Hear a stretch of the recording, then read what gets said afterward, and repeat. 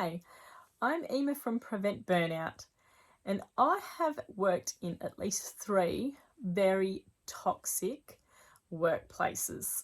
They weren't good in terms of the people that were there. I found people hard to get along with.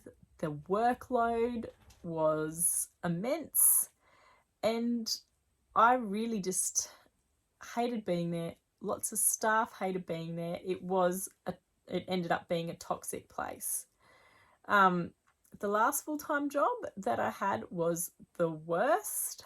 I got properly burnt out within the space of 6 months, but I didn't realize I was burned out at the time because everyone else was the same. Like, we were all walking around like zombies. There was no real joy, like in your day-to-day normal stuff. Lots of just like sad, plain faces. Everyone just couldn't wait till the end of the year. I was a teacher at the time, and the expectations from the leadership were just too much. Myself had kids while I was working, like others, but the principal at the time didn't, and she expected everyone to work the way she used to. And she also put that expectation through in meetings with leadership. So I was in the leadership as well, saying things like some staff members need a cup of cement when they weren't coping very well. And this workplace was a very high stressful school. There were lots of problems that the students brought to school with them, which created a more stressful environment, let alone the pressures that were being put on staff from the leadership.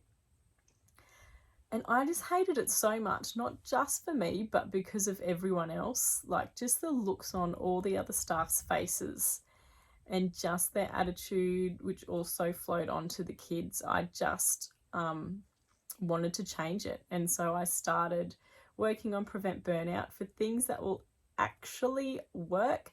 Because when I Googled how to reduce stress, because if you don't know already, workplace burnout is from prolonged stress. It was things like go for a walk, which I couldn't really do because I was in a school. I had certain times I had to eat. I also lived in a place where it was really, really hot, and I couldn't just go for a walk without having to come back and have a shower, which I had no time for. Some of you might relate to the opposite, like with cold weather. I just did not have 5 minutes to meditate. I definitely didn't have time to go to a yoga class or do a little bit of yoga. It was just so intense. So I created some systems and processes to really prevent burnout from the start, and started working from a preventative side rather than a recovery side, because recovery can seriously take years and years. So I just don't want that to happen in the first place. I don't want people to go through what I went through and what I could see around me. It was like not as bad as a war zone, obviously, but if you could say a prevent burnout war zone where I was, it was just horrendous. Anyway, so that's why I started Prevent Burnout. If you'd like to know any more, please ask me some questions. If you're interested in particularly in preventing burnout and you want to know where to start, I can definitely help you with that. Anyway, that's all from me this week.